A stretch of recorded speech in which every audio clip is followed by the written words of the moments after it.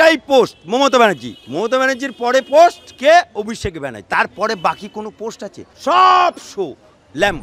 পশ্চিমবাংলার বাইরে সব জায়গায় চাকরি নিয়োগের পরীক্ষা হয়, সব জায়গায়। শুধু তো পশ্চিমবাংলায় চাকরি নিয়োগের পরীক্ষা না, একটা রাজ্য আমাকে দেখান একটা যে নিয়োগের পরীক্ষা হয়েছে মেধা ভিত্তিতে রেজাল্ট বেরিয়েছে। একমাত্র পশ্চিমবাংলায় ভেজাল। পঞ্চায়েতের মেম্বার বলুন, কাউন্সিলর বলুন, তৃণমূল দেখলেই পাওয়া যাবে যে তৃণমূল। কেন? তৃণমূল নেতা বা তৃণমূল করে পঞ্চায়েতের মেম্বার হোক, কাউন্সিলর হোক, জেলা পরিষদের সদস্য হোক, দেখবেন এরা এককালে একটা বিড়িকে টান মেরে কানের গুঁড়ে রেখে দেবে। স্যার, একেবারে কাজুরি বন্দ্যোপাধ্যায় মুখ্যমন্ত্রীর ভাতৃবধূ, তার যে মামলা, এখানে যে প্রশ্নটা এবার উঠছে যে সে তো কোনো শিক্ষার সাথে যুক্ত নয়, তাহলে কলেজের সাথে কি করে যুক্ত হচ্ছে একজন কাউন্সিলর? বিচারপতিও এই প্রশ্ন তুলছেন। দেখুন, এই মমতা বুবুর আমলে, এই মমতা খালার আমলে, এই মমতা ব্যানার্জির আমলে সব কিছুই সম্ভব। আপনি বলুন তো, আরাবুল এই নন ম্যাট্রিক সেই লোকটা পরিচালন সমিতির সভাপতি হয়েছিল স্কুল, এবং হেডমিস্ট্রেসকে জগ ছুঁড়ে মেরেছিল। কী করে হয়?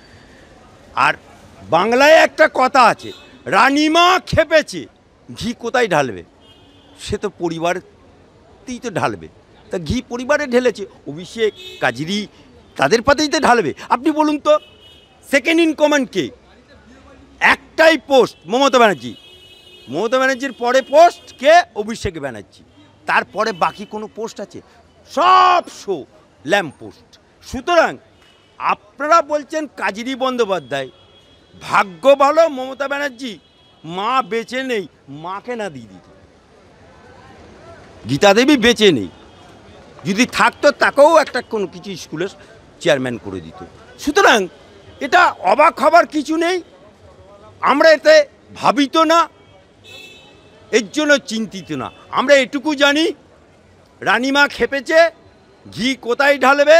হয় অভিষেকের পাতে, না হলে ওর আত্মীয়দের পাতে। আজকে বলুন তো, গোটা কালীঘাটটা চত্বরটা ঘুরে দেখুন তো, একটা জমি, একটা জায়গা খালি আছে, সব তো উনার পরিবার। আবার উনি বলেন আমি একবেলা খাই, হাওয়াই চটি পরি, সাদা শাড়ি পরি। তাহলে মমতা বুবু, মমতা খালা, কালীঘাটে যে 5তলা বাড়িটা কার? লিফট চলছে, বাড়িটা কার? ঝাড়বাতি জ্বলছে, বাড়িটা কার? লিফটস অ্যান্ড বাউন্স কোম্পানিটা কার? গোটা কালীঘাটটাই তো হাঙরের মতো গিলে ফেলেছে।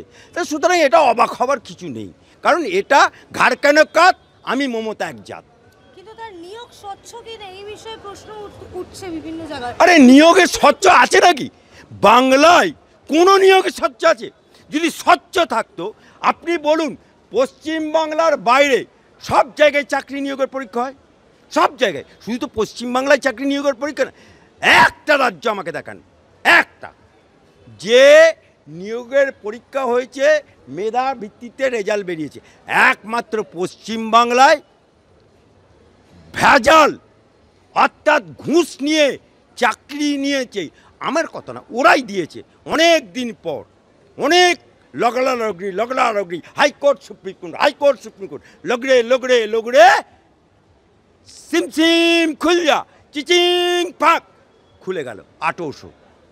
তাতে ওনার আত্মীয় বেরিয়েছে, এমএলএ তাদের বৌমা বেরিয়েছে, মানে ঠগবাজতে গাঁ উজাড় হয়ে যাবে।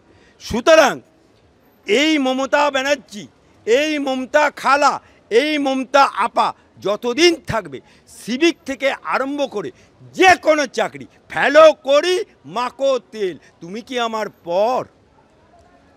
যে চাকরির কথা আপনি বলছেন, এবার তো সেই চাকরির পরে একেবারে ডিপিএসসি ট্রান্সফার দুর্নীতিরও একাধিক। এখানে চাকরি এই যে বেরুলো 26,000, এরপরে এটা তো টেলার হলো, এরপরে 32,000 প্রাইমারি বেরোবে। ট্রান্সফারের ক্ষেত্রে সেখানে টাকা হবে, সিভিকের সেটাও বেরোবে। মানে চালু নিয়ে আবার ছুঁচের বিচার করছে। 2015 পর সব ট্রান্সফারই নাকি অবৈধ ডিপিএসসি। ইয়েস, 100%। তৃণমূল যারা করবে, পঞ্চায়েতের মেম্বার বলুন, কাউন্সিলর বলুন, তৃণমূল দেখলেই পাওয়া যাবে যে তৃণমূল। কেন? তৃণমূল নেতা বা তৃণমূল করে, পঞ্চায়েতের মেম্বার হোক, কাউন্সিলর হোক, জেলা পরিষদের সদস্য হোক, দেখবেন এরা এককালে একটা বিড়িকে টান মেরে কানের গুঁড়ে রেখে দিত।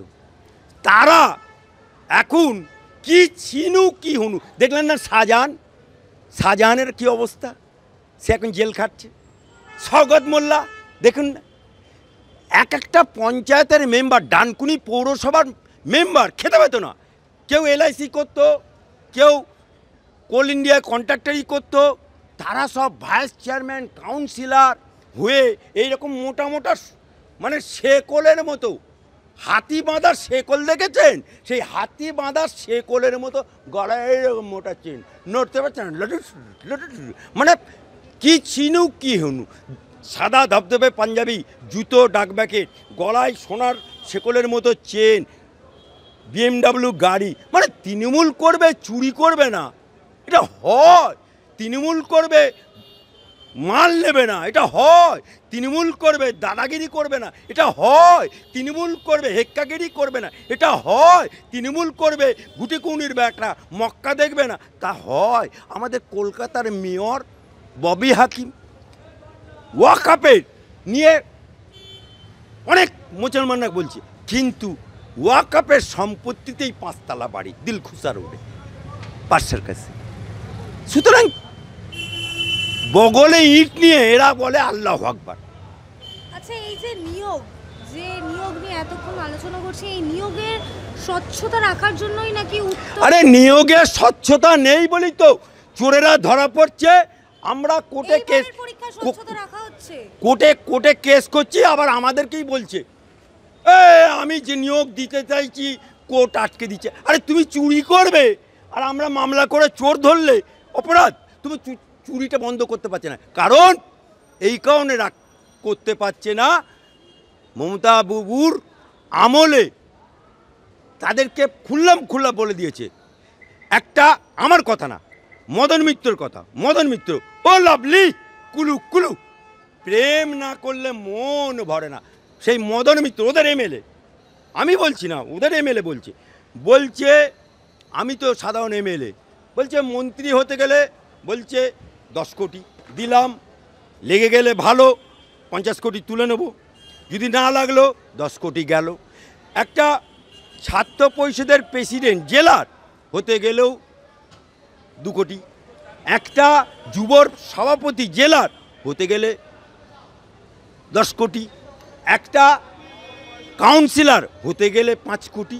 সুতরাং এখানে টাকা ছাড়া তৃণমূল করা জীবন বৃথা। তাই টাকা তুলতে হবে, নিতে হবে। ওদের একটা MP আছে জানেন তো, নকশাল থেকে আসা, সে দোলা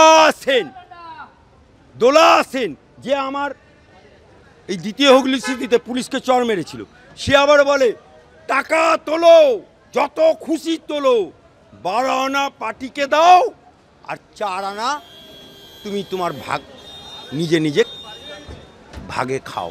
সুতরাং যে দলে প্রকাশ্য জনসভায় MP বলে টাকা তোলো, 4 আনা পার্টিকে দাও, 12 আনা পার্টিকে দাও, 4 আনা নিজের কাছে রাখো, সেই দলে টাকা ছাড়া কোনো কথা নেই। তোমার দেখা নাই রে, তোমার দেখা নাই, তৃণমূল করলে টাকা ছাড়া কোনো কথা নাই রে, টাকা ছাড়া কোনো কথা নেই।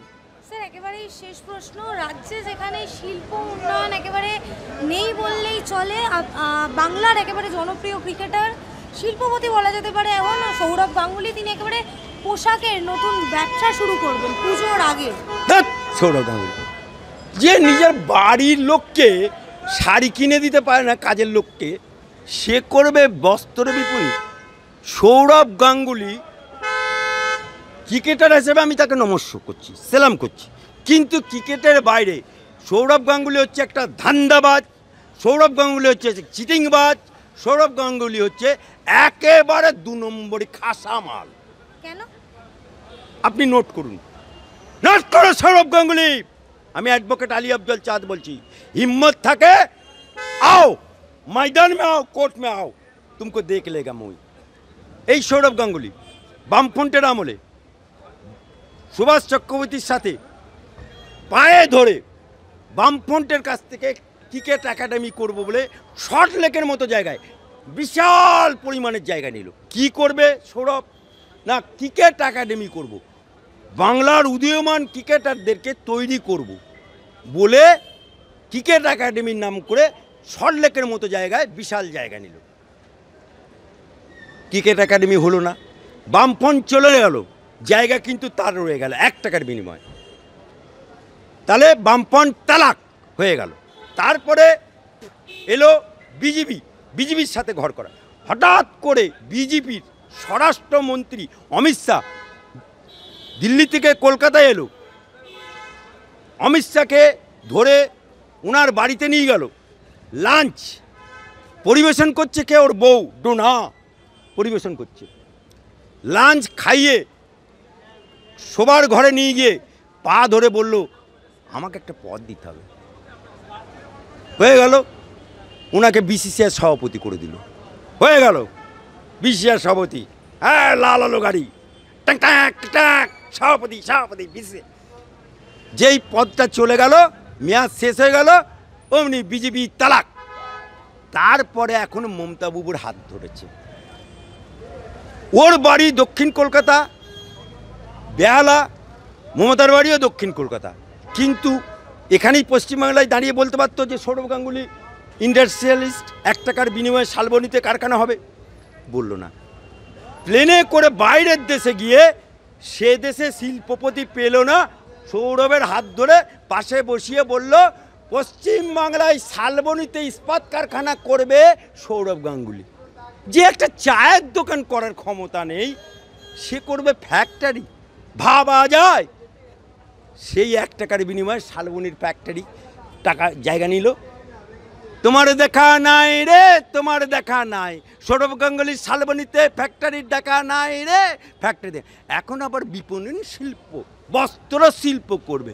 অর্থাৎ ধান্দাবাজির একটা সীমা আছে, ঠগবাজি করার একটা সীমা আছে। কিন্তু এই সৌরভ গাঙ্গুলি কখন কার ঘরে গিয়ে উঠে পড়বে এ বলা মুশকিল। আর দিদি নাম্বার 1 আছে একটা, ঠিক ধান্দাবাজি নাম্বার 1, ঠগবাজি নাম্বার 1, ঠগবাজি নাম্বার 1 সৌরভ গাঙ্গুলি।